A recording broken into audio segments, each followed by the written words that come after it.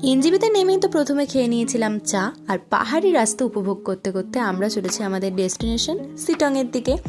আর দেখবে পথে কিন্তু একটা জিনিসের সাথে দেখা হয়েছে, কি বলে তো, ময়ূর। এটা অবশেষে অনেকক্ষণ জার্নির পরে আমরা আমাদের হোমস্টের কাছে চলে এসেছি।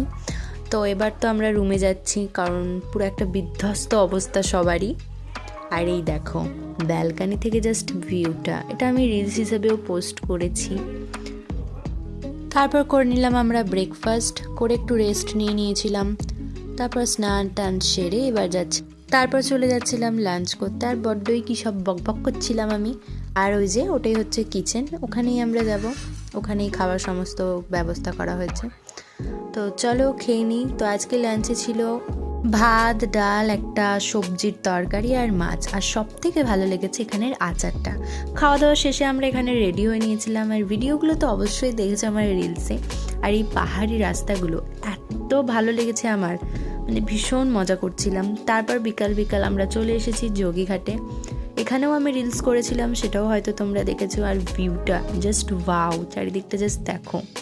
আমি তো মানে এদিক ওদিক খুব করছিলাম, মানে এত ভালো লাগছিল, আর বক বক বক বক করছিলাম। আর এই দেখো এটা হচ্ছে নদীটা। তো এখানেও কি করব আমি বুঝতে না পেরে জল নিয়ে করছিলাম। তো এখানে আমরা একটা ভিডিও করে নিচ্ছিলাম, যে ভিডিওটা জানি না আর কবে ও এডিট করবে।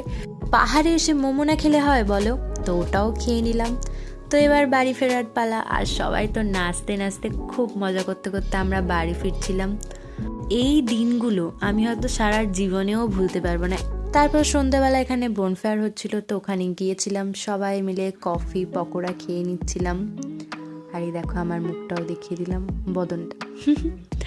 এই যে রুমে এসে আমরা এখানে খেলতে শুরু করে দিয়েছি চোর পুলিশ ডাকাত বাবু। তো খেলা শেষ হতে না হতেই আমাদের ডাক পড়ে গেল ডিনারের জন্য। ডিনারে ছিল ভাত, ডাল, আলু ভাজা, চিকেন। চলো দেখা হবে নেক্সট পার্ট।